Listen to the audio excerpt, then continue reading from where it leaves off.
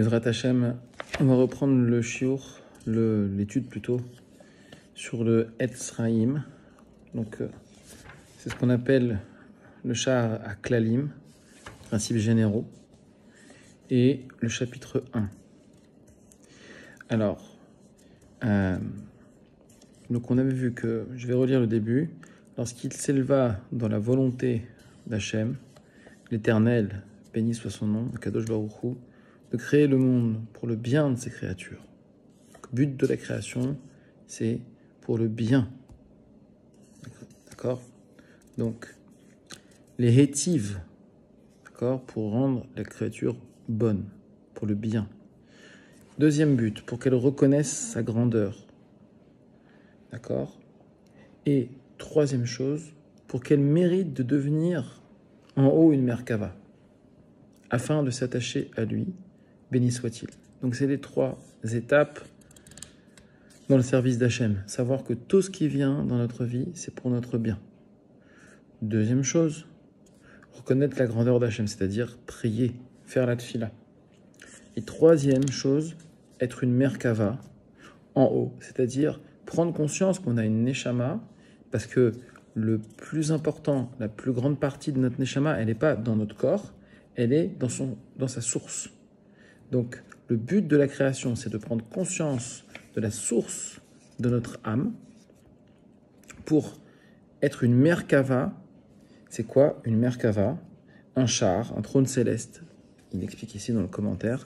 C'est-à-dire qu'on est conscient que tout ce qu'on fait, c'est parce que c'est la volonté d'Hachem. C'est ça, être une Merkava. Quand on étudie la Torah, pour s'unifier avec Hachem, alors on est une Merkava pour Hachem.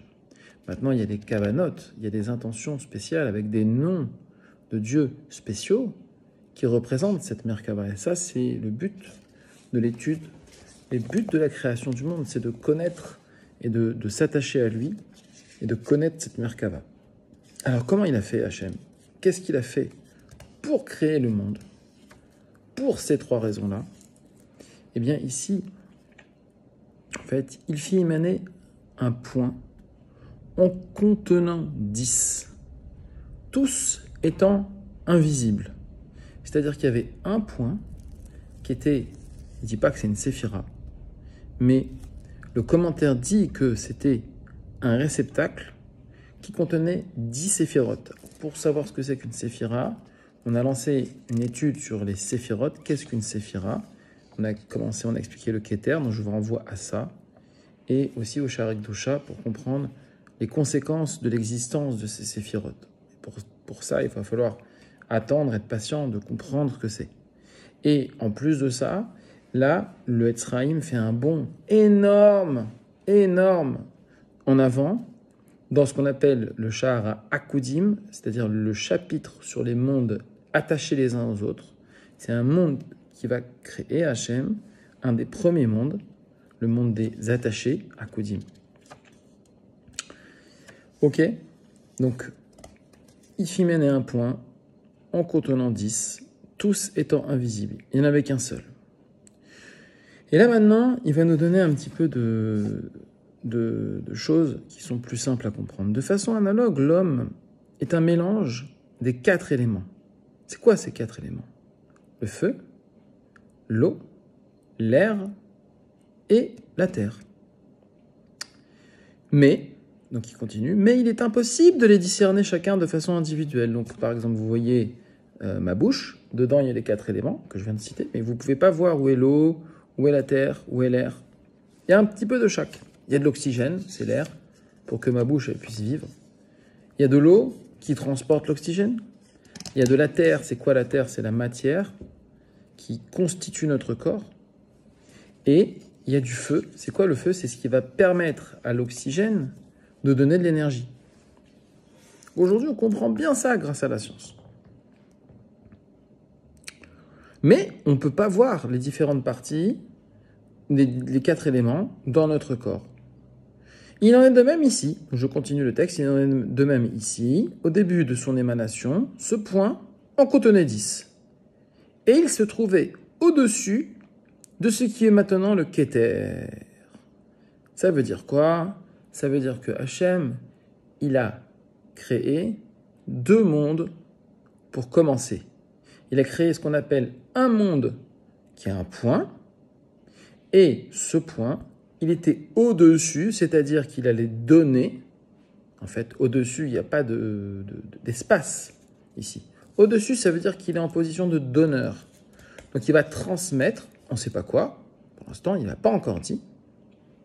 Il va le dire juste après. Au monde qui est en dessous. Et le monde qui est en dessous, il nous donne juste une information. Il nous dit c'est le Keter. Mais il nous dit maintenant le Keter. C'est quoi maintenant? Ça veut dire que c'est le monde de Hatzilut. Ici, il dit la couronne désigne la première séphira la plus élevée. En fait, Hachem a créé un point qui contient 10 séphirotes, mais tout ça, c'est au-dessus du monde qu'on appelle le monde de Hatzilut. D'accord? Le monde de Hatzilut, c'est le monde de la divinité. C'est le monde que nous, on peut appréhender. Mais ce monde-là, qui était le point, nous, on ne peut pas l'appréhender aujourd'hui. D'accord? Donc, vous voyez que finalement, il y a plusieurs étapes dans la création. Donc, pour l'instant, on ne comprend pas. Hein. Moi, je suis comme vous. Pour l'instant, si on lit le texte comme ça, on ne comprend pas vraiment. Il faut lire le texte. C'est comme ça que fait le Harizal. Il parle de choses très générales. Après, il va dans le détail. Et après, il fait une sorte de cercle, de concentrique, où il va revenir en arrière pour expliquer et réexpliquer dans une autre direction. Donc, il faut suivre le texte. C'est la meilleure façon de s'attacher à Hachem dans le Etzraï. Donc, il se trouvait donc ce point au-dessus de ce qui est maintenant Keter, car c'est de là que les 10 séphirotes puisent le Shefa et la vitalité à partir de ce point. Incroyable. C'est-à-dire que dans ce char de généralité, dans cette porte, dans ce chapitre où il donne les généralités, il explique ce que c'est que le monde. Qu'est-ce que c'est que le monde? Eh bien, le monde, c'est un ensemble d'âmes. L'ensemble des âmes, elles sont dans ce qu'on appelle le monde d'Hatzilut, le monde de l'émanation. C'est là où il y a l'ensemble des âmes. Et qu'est-ce que c'est que ce monde-là? C'est un monde qui reçoit ce qu'on appelle un Shefa. Alors, Shefa, c'est-à-dire une abondance, il dit ici, un flux d'énergie et de lumière divine prodigué à travers les 10 séphirotes. Donc, qu'est-ce que c'est? C'est l'abondance d'Hachem, c'est la possibilité d'exister, en fait. Donc, notre monde, c'est-à-dire le monde où il y a toutes les âmes, il reçoit sa vitalité, donc le Shefa, à partir de ce point. Ok? Donc on récapitule, Hachem il a créé le monde pour le bien des créatures, pour qu'elles s'attachent à lui, et pour qu'elles méritent de devenir une Merkava.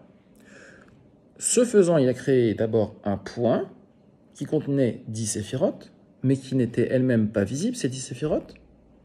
Et ce point va donc donner l'abondance, va donner le Shefa, va donner la vitalité au monde qui est en dessous. Nous, ici, dans le texte, on a vu que c'était que le Keter. Moi, je vous dis, parce que j'ai, Baruch Hashem, eu la chance, le mérite, le grand mérite d'étudier ça avec des rabbanim. Donc, je vous dis que c'est le monde de Hatzilut. Alors, on verra qu'il va avoir d'autres noms. Avant de s'appeler Hatzilut, il va avoir un autre nom, en fait, pas d'autre nom, un autre nom. Mais que c'est le monde qui contient, donc, la source des Neshamot. Le Shoresh à Neshama. Ok? Donc, ce monde-là, eh bien, il reçoit sa vitalité du point. Baruch Hashem, à la prochaine.